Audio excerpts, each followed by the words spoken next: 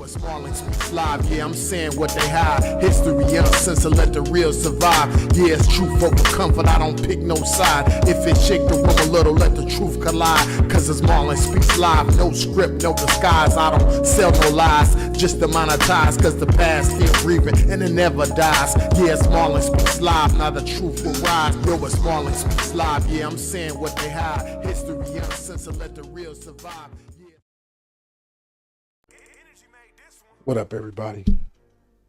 So yeah, this gonna be one of the saddest things that I ever had to make a video about.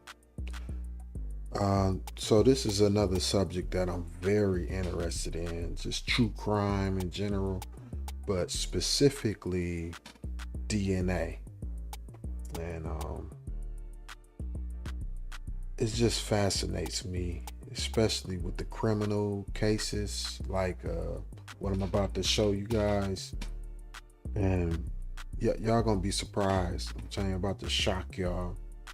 This revelation that I found. So not only is it a whole lot of white women that's doing this to their babies, but it's also some black women doing it too. So I guess I haven't researched enough, but I guess all women do it. You know, I am aware that I think they call it infanticide, or you know, basically unaliving your brand new baby. That it wasn't even punishable. That wasn't even punishable up until recently. It couldn't even been 100 years ago.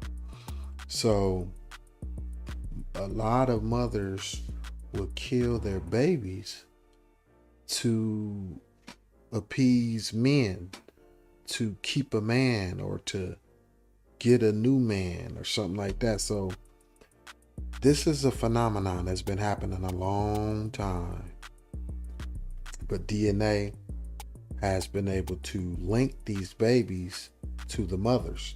And so all of these cases are fairly recent.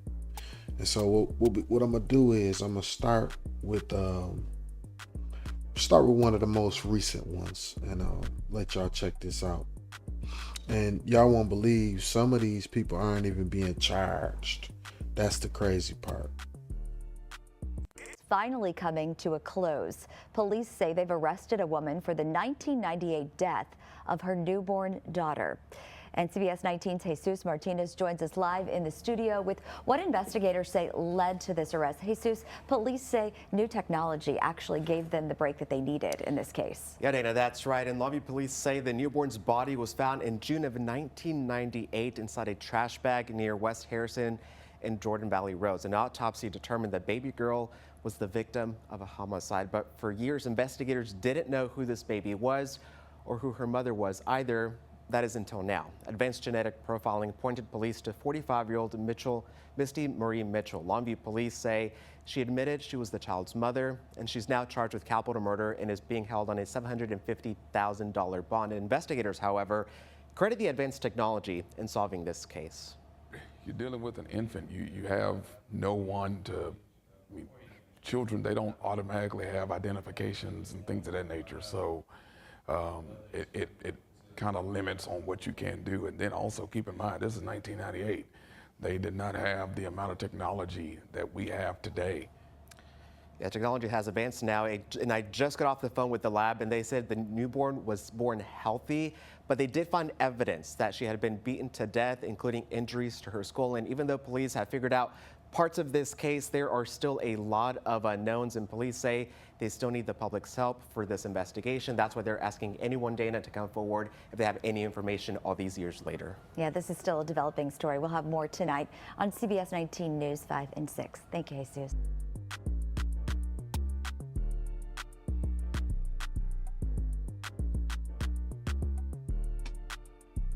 Yeah, that's her right there. This is her Facebook page.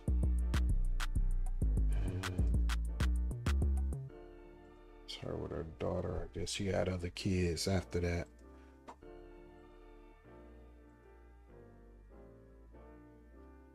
that's her with her daughter. I think that's her granddaughter and her mother.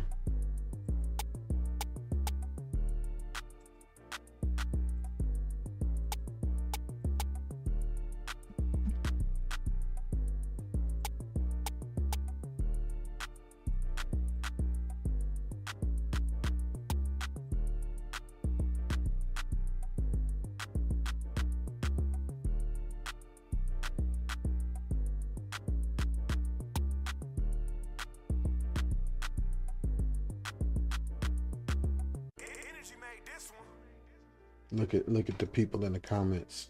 A mother doesn't always mean abuser.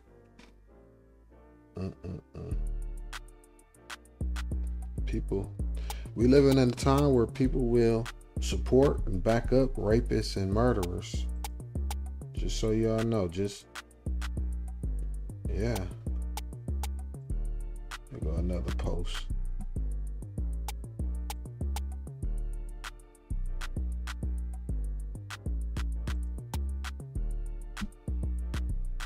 My screen keep freezing up for some reason.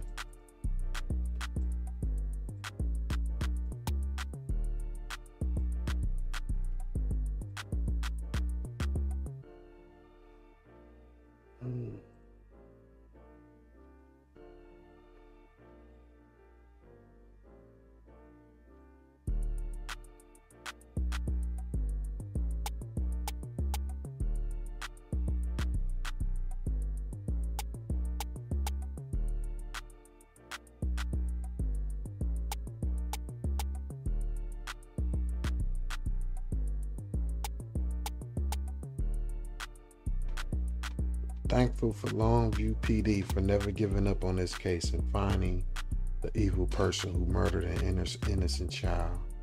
You are by no means a mother. You are evil. May justice be served. They said beaten to death. Yeah, they said the baby was beaten to death.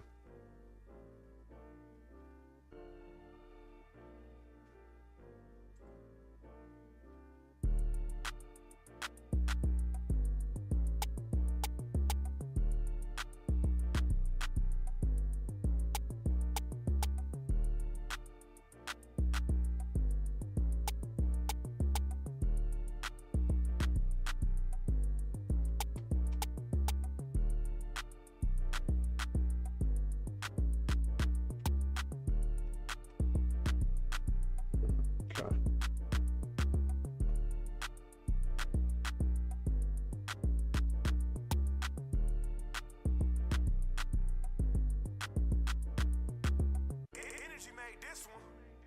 Said, and everyone was defending her. Yeah. What they say?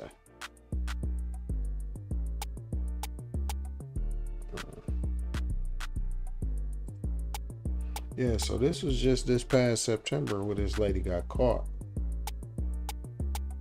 I bet DNA is really scaring a whole lot of people that did a lot of evil stuff back in the day, especially racist or crazy white people. Because y'all, as y'all know, that's what my channel centered on. White people get the benefit of the doubt, so I'm willing to bet that a lot of these crimes that DNA solved will be a bunch of white people. They've been running loose, committing all types of crimes since the beginning, especially in this country. So yeah, man. I mean, like I said earlier, some black women do this shit too. So, but the majority is white people.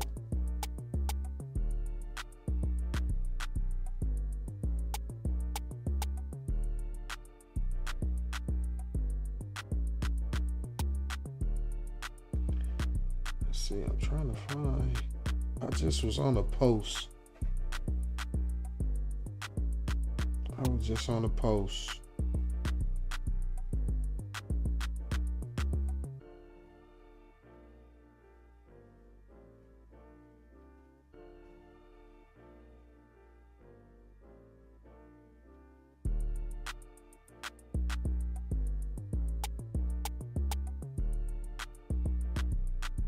I was just on the post earlier where I guess her brother-in-law said that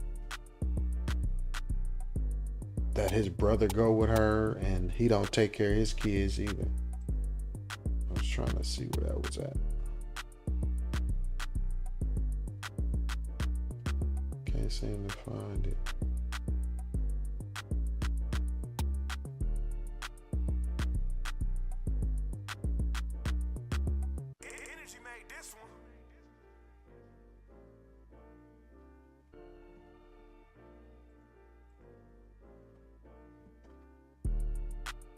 Hold up. I'm gonna find it.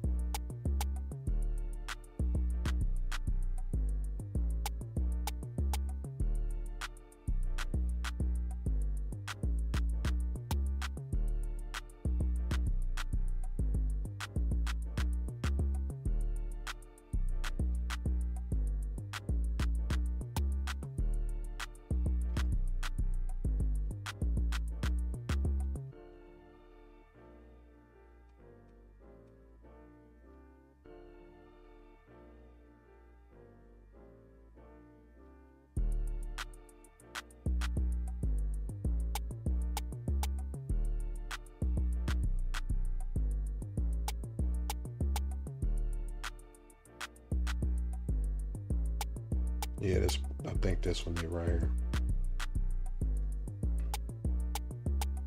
Yeah, they asked him, where's the father? So they trying to implicate the father. They know the baby black because she obviously has mixed kids. Well, maybe they trying to get the father, like he got something to do with it. Well, maybe the father could own responsibility here as well. Use your genetic testing for all parties involved. Let's read this. And let's see who said this. Yeah, white people.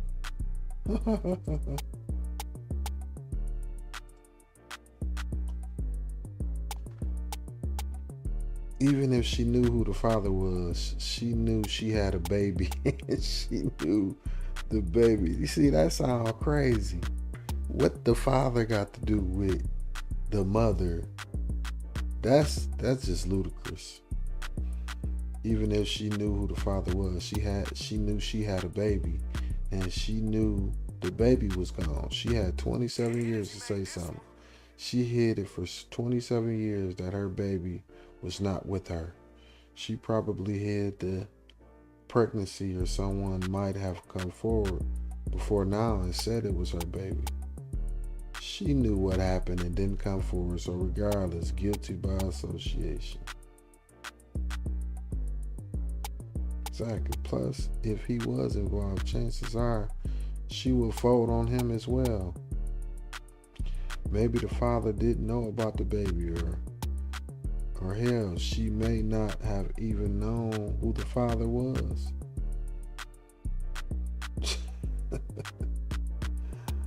How do you know they haven't? Let the police do that. Can't believe a woman could have done that by herself. What? Yeah, they agree.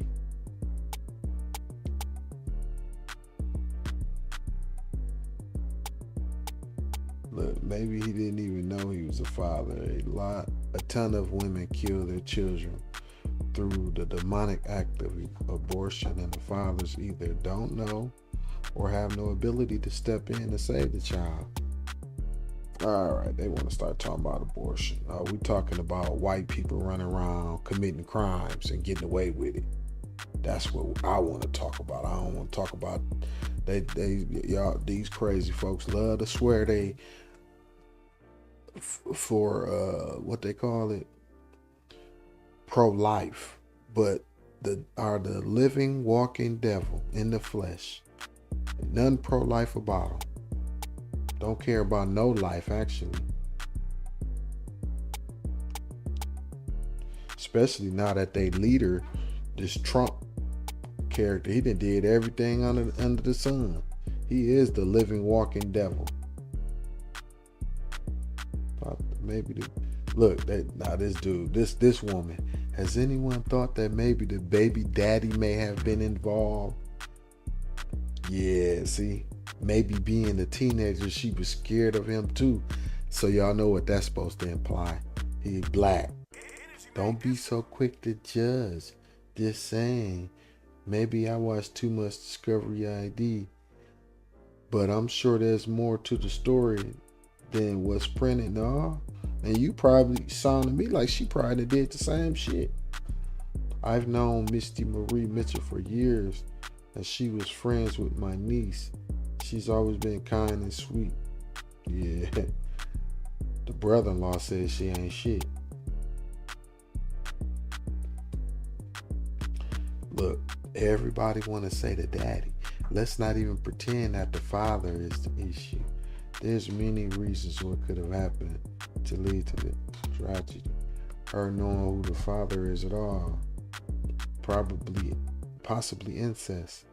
The father is black. Yeah, what that got to do with it? Everybody black. No, but in Texas down there, yeah, she could. Yeah, that might have cost her life.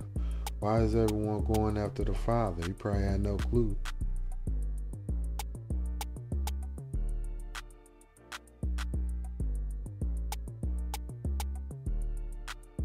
They want to find the father so bad. See, this is what white people do, man. Y'all don't, not only when y'all get caught red-handed, not only do y'all not want to be accountable, y'all want to blame black people. That is the craziest shit I ever heard in my life.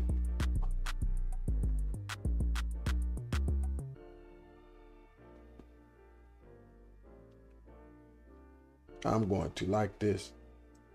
This lady said, there's entirely too many people defending this woman.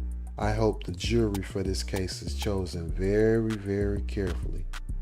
Yeah, I do too. Boy.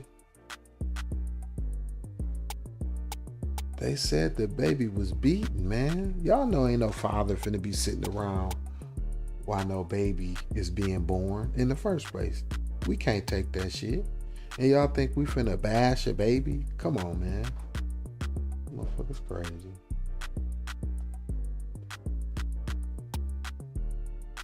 But you know what? Seeing as though how these people trying to give her an alibi, she might go with it. That's like a cheat code, this social media. People give you an alibi that lets you know, hey, the jury might agree with these same people, that these same people might be in the jury. Sound like they from down there. See? Holy cow. Jennifer Lee, she said, holy cow. I know her. She worked at the Zippy J's with the subway off Eastman and Tyrone by my mom's house. I've spoken to her 1,000 times over the years. This is insane. See? All these people commenting, they know her.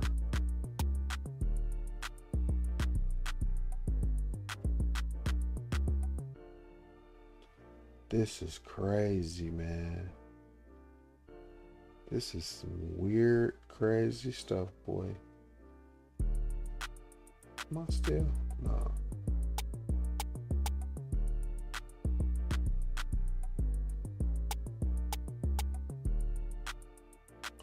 Wow. She said every last one of y'all so quick to pass judgment on her. I've been around Missy since I was in elementary. She was best friends with my sister her whole life. She's not a bad person.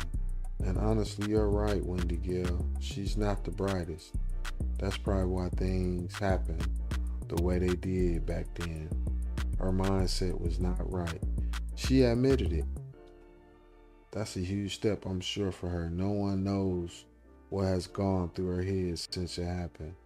No one knows what she was going through at the time. I'm not saying it's right or condoning this by any means, but it could have been any one of us. Anyone that's in her situation at the time, her mindset at the time.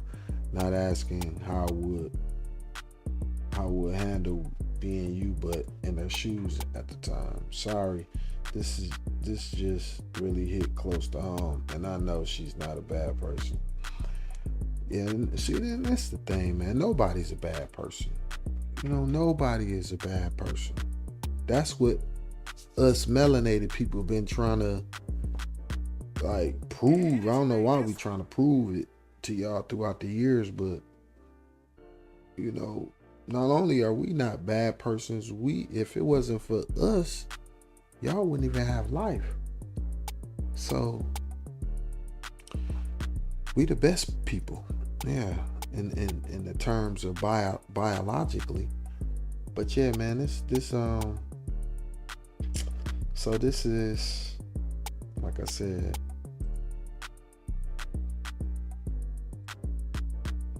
dang, the screen kept freezing up.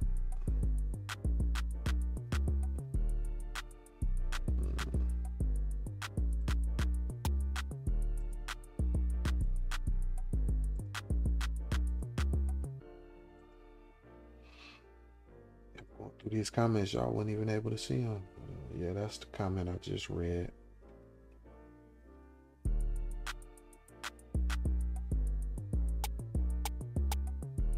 Praying for her daughter and granddaughter, wishing the circumstances were different. Yeah, right.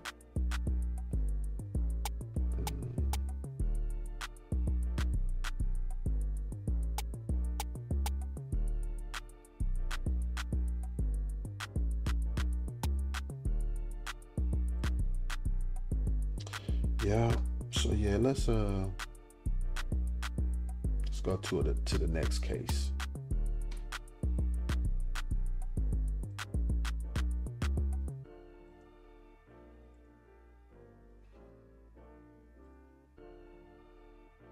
Motion in court as the father of the high school cheerleader accused of murdering her newborn testifies at her trial. She would never hurt another living being, let alone a baby. Scott Richardson, who asked not to appear on camera when he took the witness stand, said he allowed his daughter Skylar to be questioned by detectives without a lawyer because they convinced him she didn't need one. Man, they love to get off on a technicality too. So yeah, let me let y'all finish this because y'all don't know exactly what's going on. What's the biggest regret in your life, Scott? Not having an attorney for the interrogation. The former high school cheerleader is accused of killing her baby daughter moments after giving birth in the bathroom. How surprised were you when you found out that your daughter had been pregnant? Very. That she delivered a baby and buried her in the backyard? We were in shock. He said if he had known Skylar was pregnant, they would have welcomed her child into their family. How was your relationship as a father when Skylar was just a little kid? She was daddy's little girl. The jury was shown this photo of Skylar in a bikini. She's with her then boyfriend on spring break 6 weeks before she gave birth. He is not the father of the child. These photos were also shown to the jury, showing Skylar's weight fluctuations caused by her history of eating disorders, which her lawyers say proves Skylar didn't realize she was pregnant until a few days before giving birth.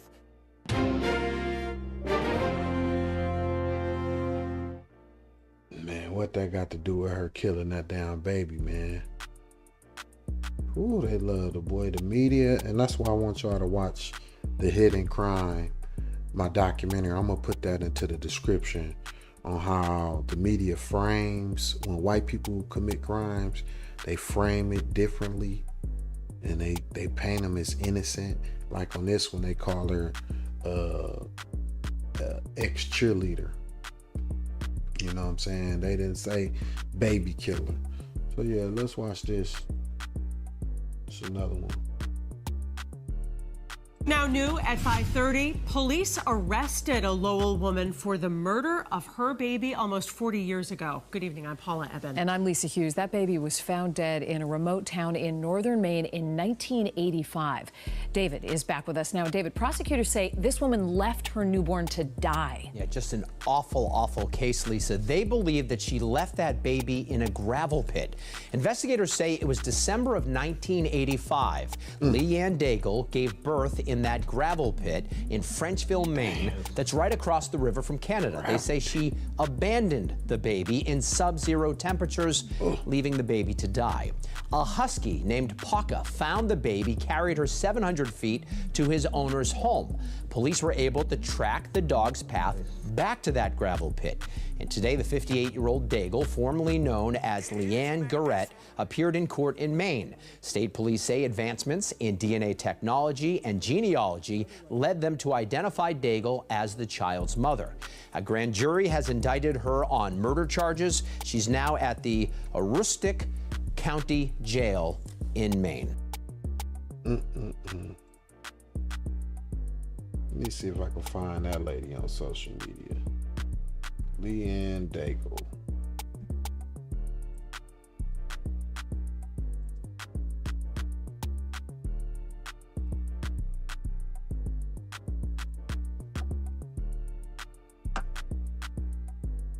Let me see if I can find this lady on social media. Leanne Daigle.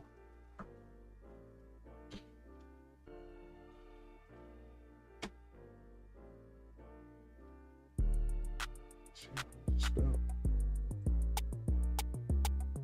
D-A-I.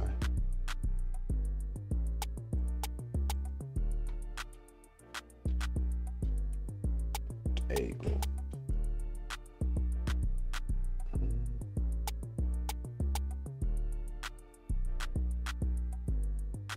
There you go. There you go. She gave birth to a baby in a gravel pit. Wow, that's some straight animal shit. Man, look at this lady. Oh, the screen freezing up again.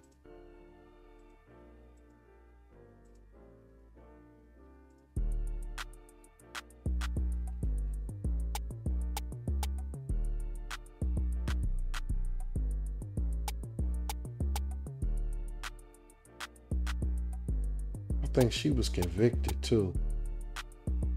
She got convicted to life, I believe.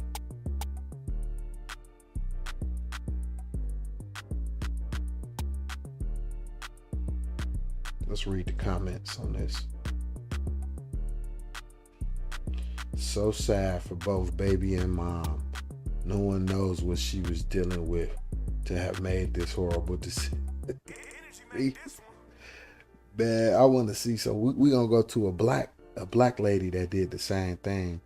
We're gonna get the reactions. I guarantee you there's gonna be nobody saying comments like this. No one knows what she was. No, we're not gonna see none of those kind of comments with the black lady that did the same thing. We're just not gonna see it, right? Yeah. Somebody said, good job. So happy this is solved. Being 22 years old, she knew better than to leave a baby out like that. So heartless. Yep. Okay, now listen to this. There have been cases where women have given birth that did not know they were even pregnant. Yeah, that's true. Was she mentally competent? Yep. See, this is another person defending her. It doesn't seem like something that was premeditated. She could have been as shocked, as horrified as all of us, and she didn't know what to do. Damn. I'm not defending her at all. I'm just saying, don't prejudge. Yep. Only a white person would even think to say some shit like that.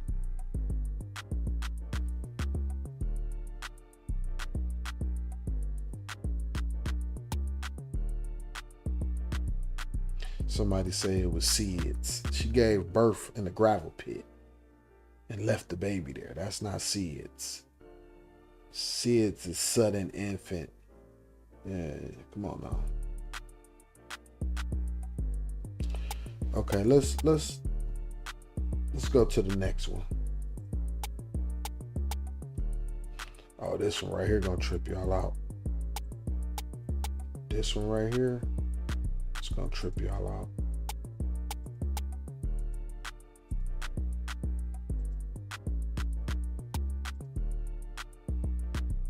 that's gonna trip y'all out.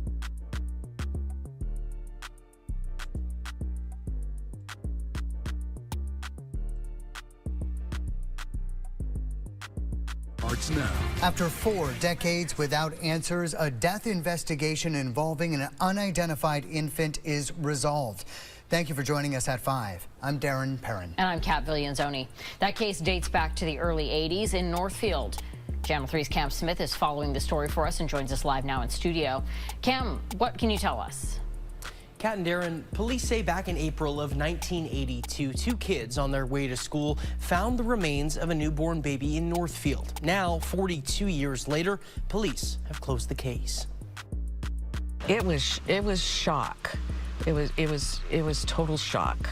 Marge Zock lives in Northfield and worked in a doctor's office more than 40 years ago, the same time police opened their investigation into baby Doe. And the doctors were discussing what had happened, and it was just so sad to even have this happen. According to Vermont State Police, on April 1st, 1982, 2 children were waiting for the school bus on Mill Hill Road when they found the remains of an infant just off the road. Police couldn't confirm the identity of the baby at the time. Following a funeral service at St. Mary's Church in late April of 1982, baby Doe was named Matthew Isaac. Matthew Isaac now rests here at Mount Hope Cemetery in Northfield. Years went by with no resolution as DNA testing wasn't available yet. The case remained open, but never classified a homicide. In 2020, Vermont State Police partnered with Parabon Nanolabs out of Virginia in search of answers. Using DNA evidence found on the baby, police matched the DNA to the baby's mother in Maine.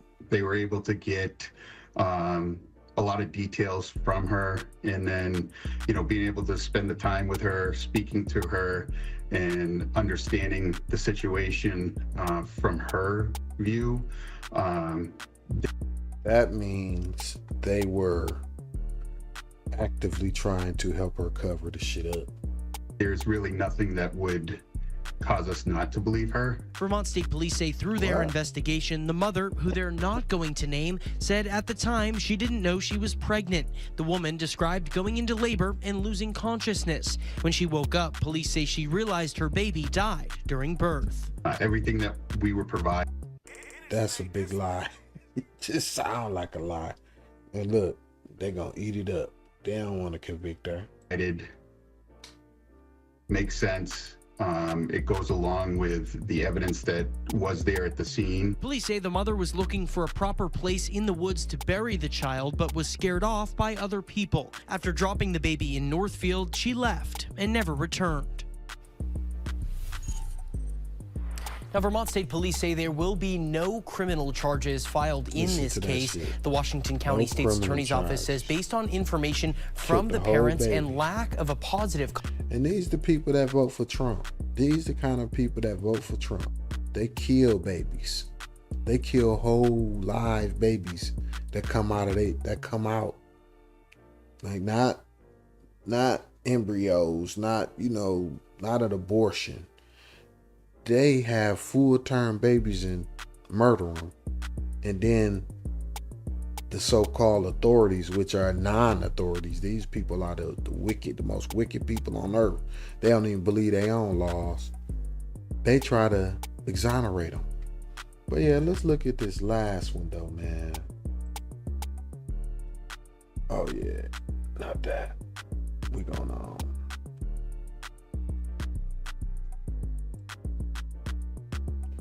What we gonna do? All right, that's what we gonna do.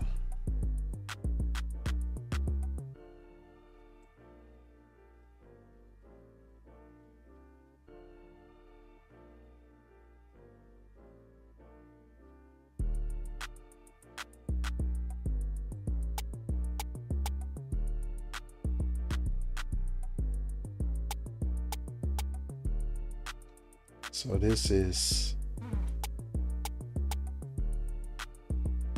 Sonia Charles.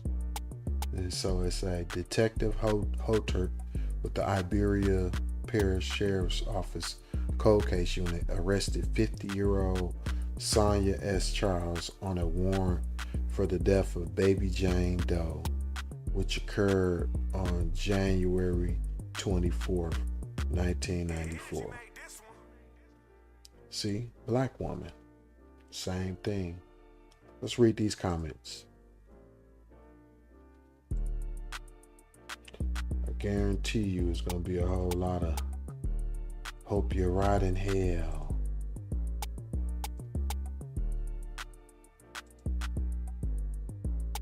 I hope you're right in hell. Alright. It's going to be black people defending her. That's what we do. That's what people do. And we don't really defend. We just talk about when white people get let off the hook. Not to minimize, so somebody say, not to minimize this baby's life, but there are plenty of people who have recently been murdered.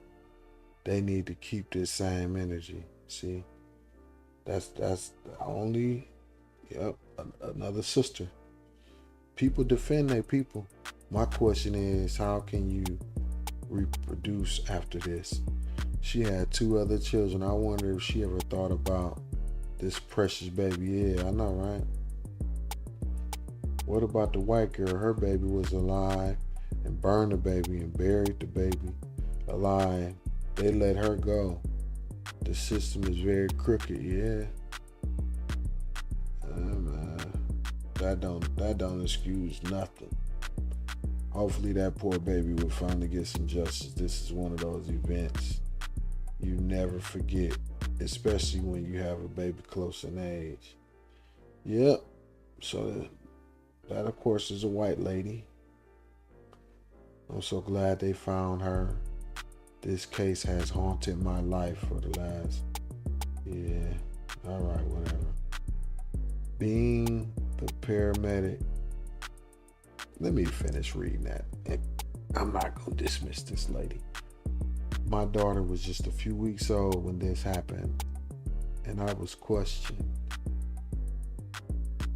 She was in ICU when the baby was found, so I looked at the person that was known in town as being very pregnant and coming home with no baby. I think a neighbor reported me. Oh, damn. Oh, yeah, that's interesting. So she said she was questioned. They thought it was her. Oh, wow. That is sad. Glad I did read that. Being the paramedic. Let me make sure y'all can see these comments. It said, being a paramedic, responding to that call, it makes me happy. This case has been solved. Oh, okay. Yeah, that's dope. Ricky Eastkind. I'm glad she's been found. This was my senior year. I remember that morning passing by, wondering what they had area taped off for. Later to find out the horrible thing that had happened. Was she from Jeanerette? Yes, that's where she was from.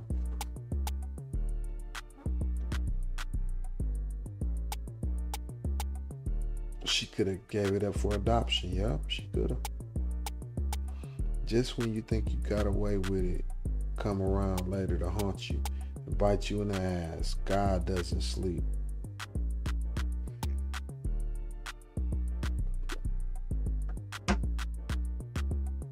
Yeah. It say, is there any updates on this case? Well, I'll tell y'all now, the lady passed away.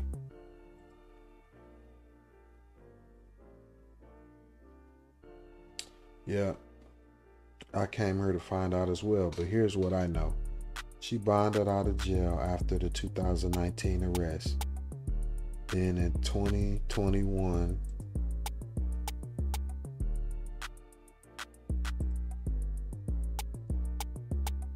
she was indicted on second-degree murder charges, booked into prison, and then bonded out again on $250,000 bond.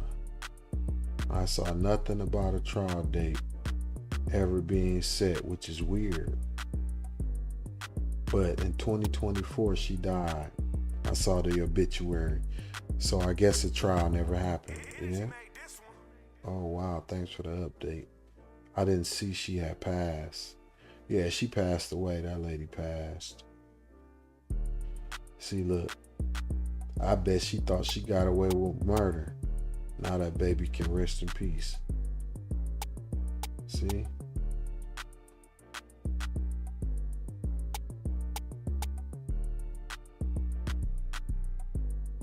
Only God can judge. Free Sonya. See, gotta be a black lady. I already know. Yeah.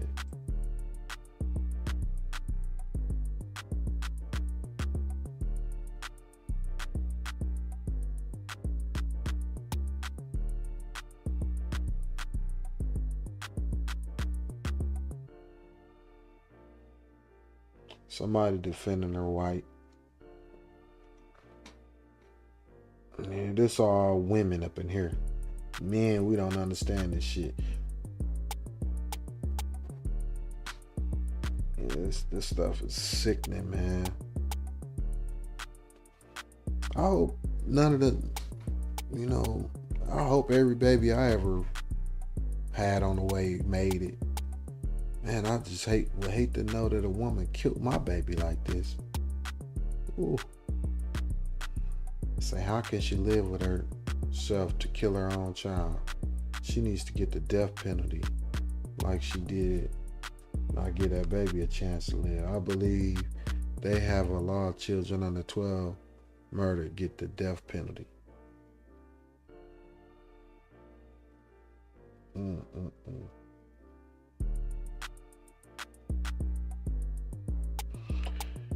Yeah. Now let me share with y'all. I know y'all heard of Brenda's Got a Baby, so this would be the equivalent of the song that Tupac Shakur wrote called Brenda's Got a Baby, and it's about a baby being found in a trash heap, and that's an actual true story. So I got the actual true story right here about Brenda's Got a Baby and the actual baby. He's a grown man now, and that story was true. Tupac wrote a song about a news article. But yeah, I'm gonna play that for y'all right now too.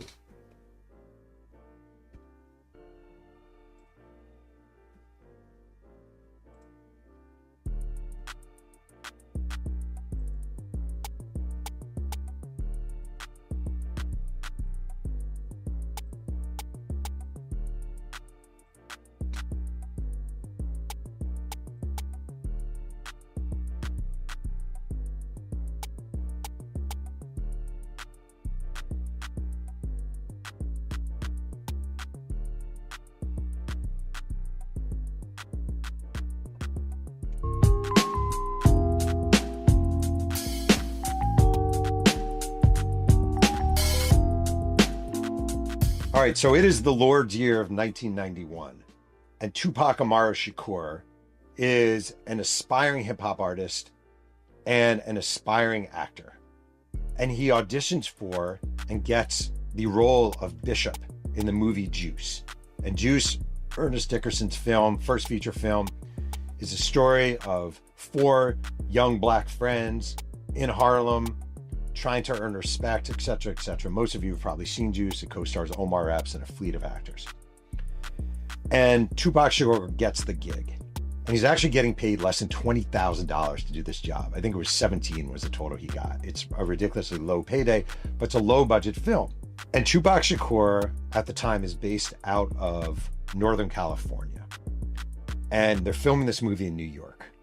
And the thing Tupac is psyched about, among other things, is they're renting him an apartment, which for him is awesome, because recently he was literally living in Marin City in an area called the Jungle, being in and out with his mom, in and out with friends, couch hopping, and all of a sudden he has his apartment that's being rented for him. And number 2, he has a trailer. And when they film, primarily in Harlem, he has a trailer. And he can't believe he has a trailer. It's a trailer where he goes and he drinks coffee and he smokes weed and he reads the newspaper. And it's, for him, a kid, all right? He's 19 years old. It is a dream come true. Tupac Shakur, I'm in a movie. Not that long ago, he'd been just a kid at the Baltimore School of Performing Arts, a kid at Tam High in Marin City in the theater programs, and now he's in a movie. It's a dream come true. Well, one day, specifically April 21st, 1991, he reads a newspaper and he gets a New York Daily News delivered to him every day. Now, Tupac was brought up having his mom read him the New York Times every day, the Daily News every day, the New York Post every day, these newspapers she would read to him. And he became a guy who read the newspaper cover to cover, news, opinions, sports. And it's April 21st, 1991. And he's reading the New York Daily News and he finds this story, this article. And the headline is Cries in the Night. The subhead is, her first touch of terror came when her family was killed by gas fumes. Her second came when, at the age of 12, she became a mother. And Tupac is sitting in his trailer on the set of Juice in Harlem, reading this article by a Daily News staff writer named Linda Iglesias. And he reads this. MacArthur Williams had just started work at 8 a.m. at the Noble Drew Plaza on New Lots Avenue in Brownsville.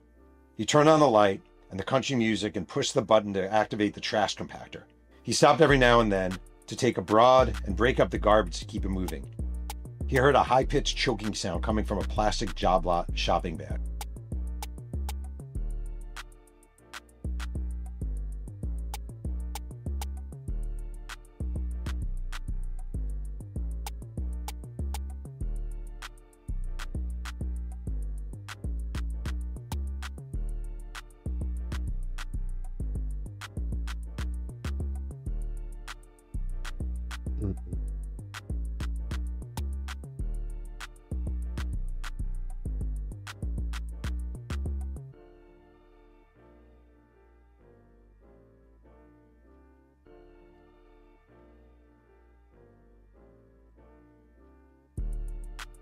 So, as y'all heard, that's horrible, right?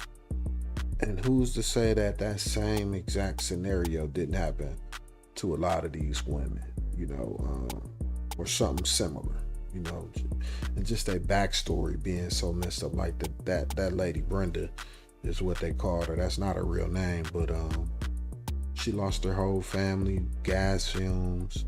I got a little cousin who lost her whole family. She was the only surviving member of her family to walk out of that house. Her mother, her father, and her little brother died all on Christmas Day. And that was my family. And she having a hard time. I need to reach out to her. She grown. She probably about 30 now. She's probably about 30 now. Might be over 30. But yeah, it was a sad situation. But yeah, you're going through trauma like that, man, and then she got raped by her cousin and ended up pregnant. That's not ideal, and then you 12, she 12 years old. So yeah, that was a true story.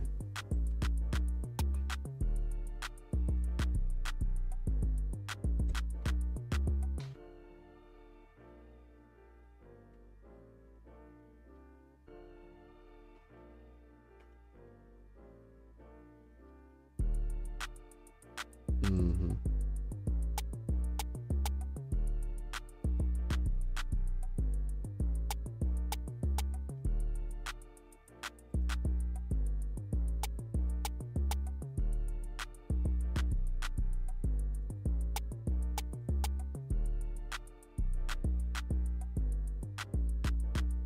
Up on Tupac's debut album, Tupacalypse Now. And it's really interesting because this album became famous as Tupac's first. It had Brenda's Got a Baby on it, had Trapped on it. And it's his famous song and his famous video. But Tupac actually ended up not really loving the album because the album was slashed and cut by the label and by people involved with it. But he loves Brenda's Got a Baby. And Brenda's Got a Baby becomes this iconic song for Tupac. And not that many people actually wind up knowing the story behind it. There's a true story behind it. He read in the newspaper. It was a baby. It was a mom. She was 12. She threw the baby down the trash heap. And the song comes out. And the song goes down and people know about it. And now here we fast forward and it's more than 30 years later and I'm working on this book. And I'm fascinated by this song.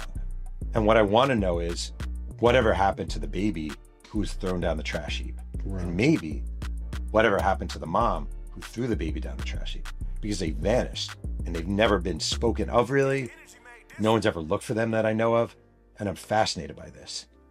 And amazingly, I know just the person to help me out.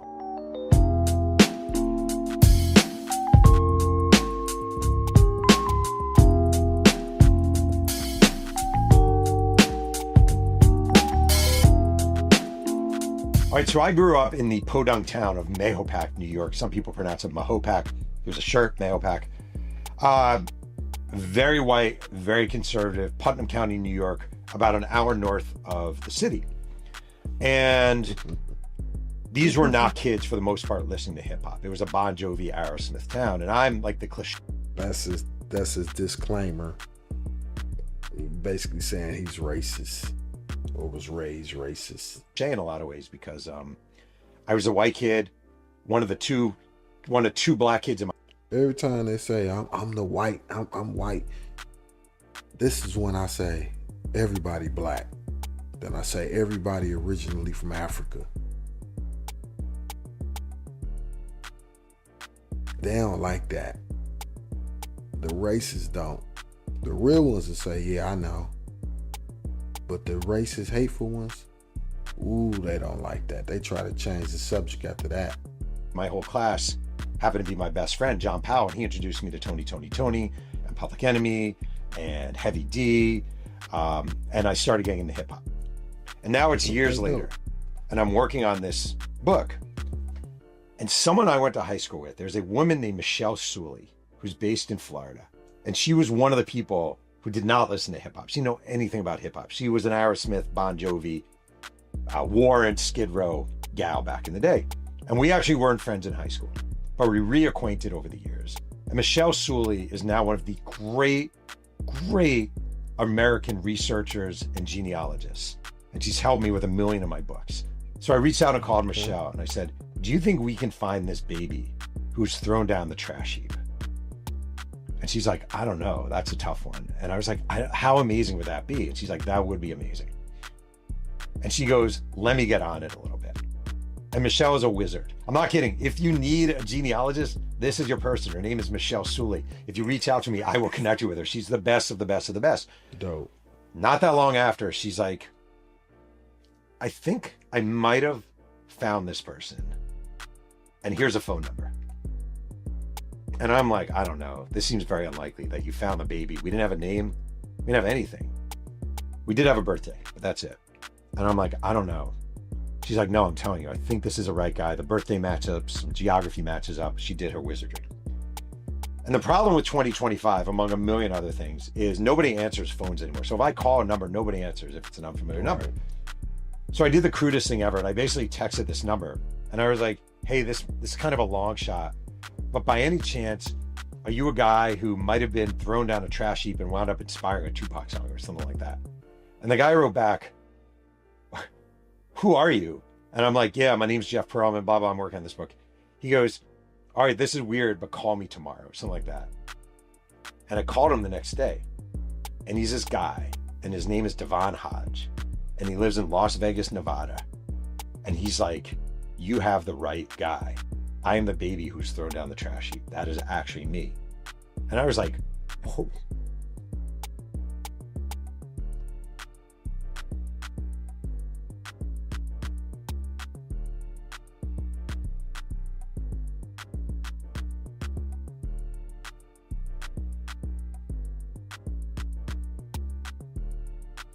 In Las Vegas, and we sat down, and he was a guy at the time, I think he was working at a dispensary, had been to community college, super nice guy, showed up in a Yankee hat, and he basically, his story is an absolutely bonkers, crazy one. He was born to this mother. She never told anyone she was pregnant. She wasn't showing that much, I guess. She throws a baby down the trash heap. The baby is found by a maintenance man who I also wound up interviewing. The maintenance man takes a baby to the hospital. They find the mother, just, police work, not that hard. She goes to the hospital too. The baby is put up for adoption. And these parents, the Hodges, adopt the baby. And Devon knew he was adopted, but he didn't really know much of the backstory. And the family.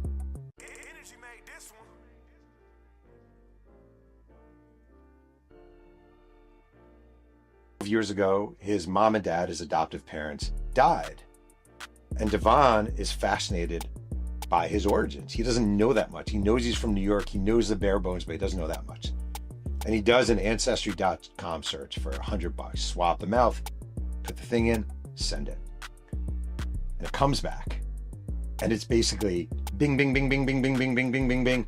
All these people, not just from Brooklyn, but from Noble Drew, the housing community where his mom lived. And he starts reaching out to them. And one by one, they're like, holy shit, holy shit, holy shit. We've been looking for you. We didn't know where you have been. We have no idea. We lost total contact. Do you like Tupac? And he's like, yeah, I love Tupac. And we talked about Tupac. Devon loves Tupac. He knows from Hit 'Em Up and Brenda's Got a Baby to Shorty Want to Be a Thug and Trapped. He knows Tupac well. And they're like, basically one of them is like, we think you are the guy who inspired Brenda's Got a Baby. He's like, what? And he flies out to New York. And he has this Antoine Fisher, if you've ever seen the movie, the Antoine Fisher reunion, where all these relatives greet him. And they're like, holy shit, holy shit. They feed him and they hug him. This is your cousin. This is your grandma. This is your great niece. This is so-and-so. And it is one of the most emotional, beautiful things he's ever experienced, right?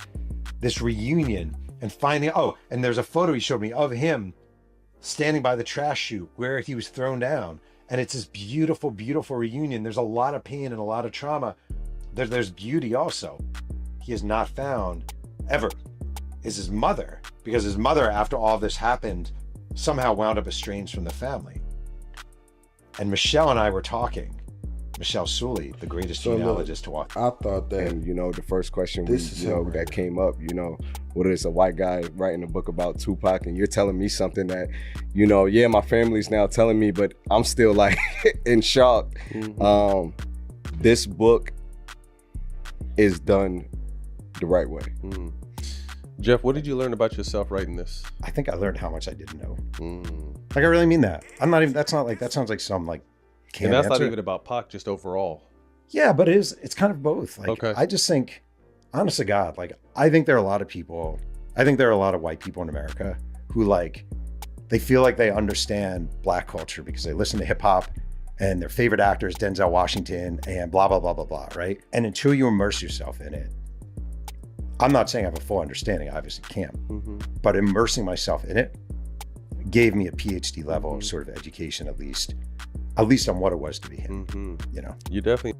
I'm gonna say this, all races can understand Black culture once they are able to say, yeah, I'm originally from Africa too. Because guess what? You are. So once all humanity embrace that, then we could start to, that'd be like cleaning the slate, and start to get in tune with where and how they connected with Africa. And that's about all I can say. And, look, keep your cultures, keep your religions, keep your languages. You know what I'm saying? Like, everybody originate from Africa. So all of the cultures and languages and customs are African. Just a small percentage of Neanderthal that's in most of the non-African people, which at this point, that Neanderthal is in a lot of us slave Americans as well, because we got a lot of European in us from our foremothers being raped and being taken advantage of. So we're not exempt. So that's just one thing we have to admit. You can look at Matt Barnes and see, he got European ancestry. You can see it in him, but it's in me too. It's most likely in that young Black man right there as well. So yeah, that was my disclaimer.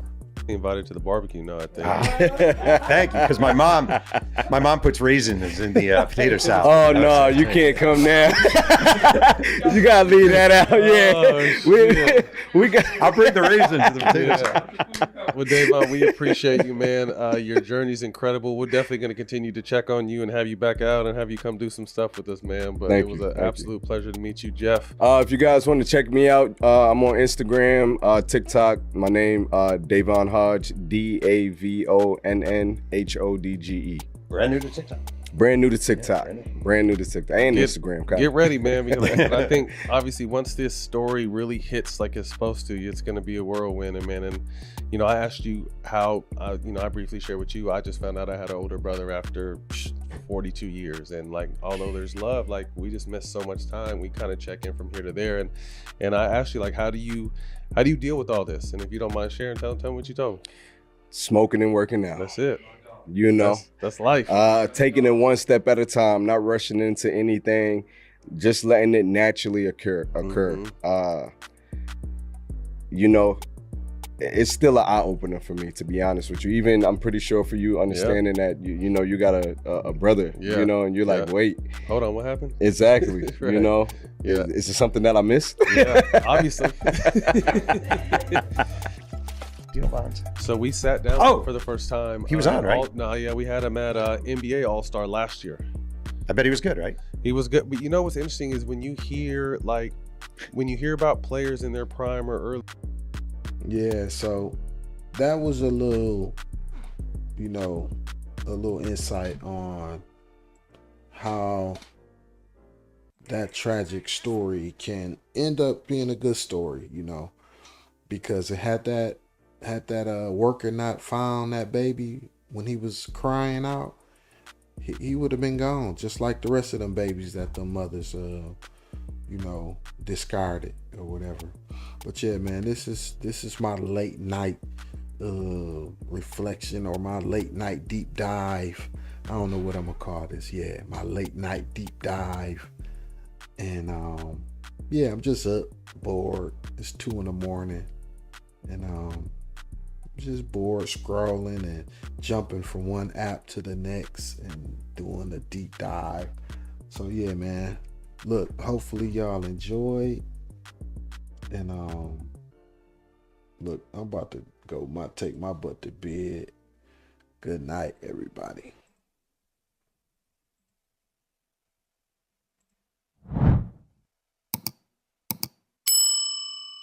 Yo, it's Marlon Speaks Live, yeah, I'm saying what they hide. History uncensored, let the real survive. Yeah, it's truth over comfort, I don't pick no side. If it shake the room a little, let the truth collide. Cause it's Marlon Speaks Live, no script, no disguise. I don't sell no lies, just to monetize. Cause the past still breathing and it never dies. Yeah, it's Marlon Speaks Live, now the truth will rise. Yo, it's Marlon Speaks Live, yeah, I'm saying what they hide. History uncensored.